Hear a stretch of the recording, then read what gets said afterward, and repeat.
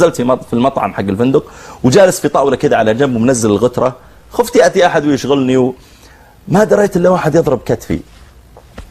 فنظرت وأنا جالس كده ما أبغى أحد يدري عني، فنظرت فإذا هو يقول لي والله أني أنا أحبك في الله، والله أني أحبك في الله، أحب الصالحين ولست منهم. فلما نظرت فإذا هو واحد من أشهر المطربين، ولا يناسب أن أذكر اسمه، ولو ذكرت اسمه عرفته وعرفه الناس كلهم، لكن لا يناسب، من أشهر المطربين.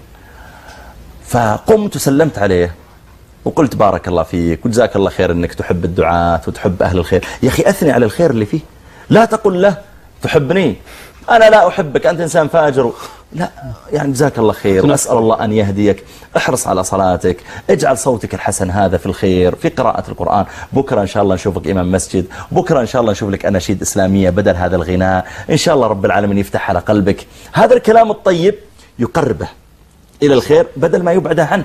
كلما أصبحنا نستطيع أن نزيل عوائق الهداية بين الناس وبين الهداية أفلحنا.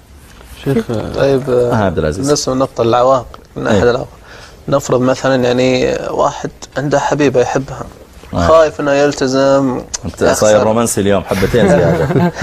مو مسألة رومانسية ولا لا، بس من جد يعني شيء غطى على شيء، خايف الولد يخسر حبيبته او خويتها ولا يتدين ولا ايش، يعني وش توجيهك للنقطة؟ هو شوف عبد العزيز، والكلام للجميع، لابد الواحد مع التزامه أن يقدم تضحيات. أنا أريد الله تعالى يرضى عني، لازم أقدم تضحيات. صح يا أخي الصحابة فارقوا أهلهم وجاهدوا في سبيل الله وبذلوا أرواحهم. أنا أريد، يقول الله تعالى أفحسبتم أن تدخلوا الجنة ولما يعلم الله الذين جاهدوا منكم ويعلم الصابرين، يعني تدخلوا الجنة. وفي آية أخرى أفحسبتم أن تدخلوا الجنة ولما يأتكم مثل الذين خلوا من قبلكم، يقول الله مستهم البأساء والضراء وزلزلوا. يعني لابد أنا إذا بغيت ألتزم بالدين لابد أقدم تضحيات. واحد فرضا متعلق فرضا أعوذ بالله بالنساء والزنا، ثم قال أنا أريد الهداية، نقول إذن لا تزني ولا تشرب خمر. قال يا أخي أنا يعني متعلق بها، لابد تقدم تضحيات يا أخي. أنت حتى تلتزم بالدين وتهتدي لابد تقدم تضحيات. لا ينبغي الواحد يقول والله أنا بألتزم وسأبقى شاربا للخمر وعلاقات محرمة بالبنات وآكل الربا وكل يوم في الإنترنت أرى مقاطع محرمة وعندي القنوات الفضائية الفاضحة الجنسية أنا سأنظر إليها. نقول يا أخي أنت تحول بين نفسك وبين الهداية، لابد تقدم، وهذا كلام واضح. تريد تلتزم بالدين قدم تضحيات، ضح بشهوتك. الجنة حفت بالمكاره والنار حفت بإيش؟ الشهوات. اللي بيتبع الشهوات ستنتهي به إلى النار. هاي فيصل. شيخ في بعض الناس يخافون يعني من أن تتغير الوجاهة عنده، يعني مثلا أنا شيخ المفحطين، شلون تبي الناس كلهم الناس اللي يحبوني من أول تبيني ألتزم ويخسر المفحطين، أو مثلا شيخ العشاق أو شيخ المحرمين أو أحيانا أو مدير شركة أحسنت أو أحيانا يكون مشهور بشيء معين، أحيانا ربما يكون لاعب كرة مشهور، يكون مطرب مشهور، ممثل مشهور، ممثلة مشهورة، أحيانا راقصة، ربما عارضة أزياء، أي شيء. وبالتالي أو شاعر نبطي ولا غير نبطي وشعبي يعني، ومع ذلك يخشى أن يخسر هذه الوجاهة.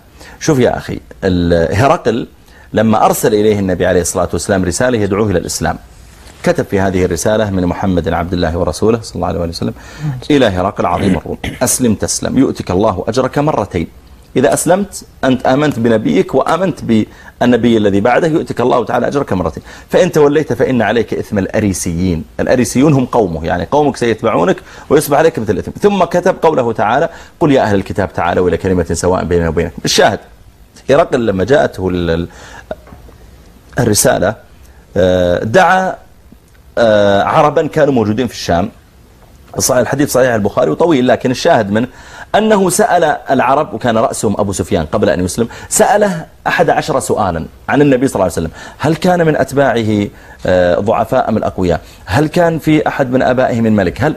ثم تأكد من خلال الأسئلة أن النبي صلى الله عليه وسلم نبي، وأن الرسالة من نبي، وأن فعلا هو الذي جاء في الإنجيل والتوراة، وهذا فعلا هو النبي المفروض أتبعه. فقال هرقل: والله إن كنت لأعلم أنه خارج، وما ظننت أنه منكم من العرب، ظننت من غيركم، ووالله لو علمت أني أخلص إليه، لو علمت أني سأصل إليه لغسلت عن قدميه بالماء.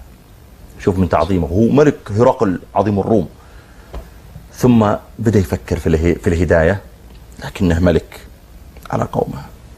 أنا لو تركت، يعني لو أسلمت سيذهب عني هذا الملك والأبهة، حرس خدم حشم طعام شراب، أركب أحسن المراكب، ملك عظيم، أتركه بهالسهولة كذا تك لمحة عين وأتركه؟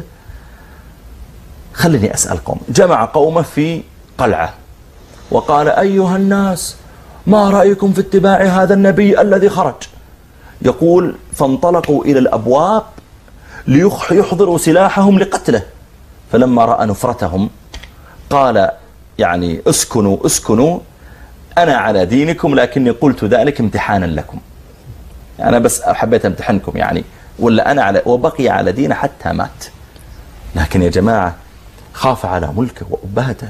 لذلك الإنسان لما يقول والله يا أخي أنا أخشى جمهوري يروح مني، أنا ما عليك من جمهورك، والله عليك من رب العالمين. فليتك تحلو والحياة مريرة، وليتك ترضى والأنام غضاب، وليت الذي بيني وبينك عامر، وبيني وبين العالمين خراب. إذا صح منك الود فالكل هين، وكل الذي فوق التراب تراب. إذا أنت التزمت بالدين ما عليك من غيرك. يقول الله تعالى لقد أحصاهم وعدهم عدا، وكلهم آتيه يوم القيامة فردا. يفر المرء من أخيه وأمه وأبيه وصاحبته وبنيه، لكل امرئ منهم يومئذ شأن يغنيه. وممكن واحد يهتدي حتى لو ما خبر قومه. لو واحد على دين باطل واقتنع بالإسلام ممكن يهتدي حتى لو ما أخبر أهله، يبقى كاتم إيمانه، أبقى سنة سنتين 3 سنوات، مثل اللي كان في قوم فرعون. وقال رجل مؤمن من آل فرعون يكتم إيمانه. فممكن واحد العباس بن عبد المطلب عم النبي صلى الله عليه وسلم لبث مدة طويلة مسلما وهو في مكة وهم لا يعلمون. فأنا أقول حتى لمن أراد يهتدي وعرف الحق اهتدي حتى لو لم يعلم بك قومك الذين حولك. الله يحفظكم يا شباب وجزاكم الله خير، ونسأل الله أن يثبتنا وإياكم على الهداية. أنتم أيضا أيها الأحبة الكرام، أسأل الله تعالى أن يثبتنا جميعا وإياكم على الخير. أشكر لكم إنصاتكم وحرصكم، بارك الله فيكم، إلى لقاء آخر إن شاء الله، والسلام عليكم.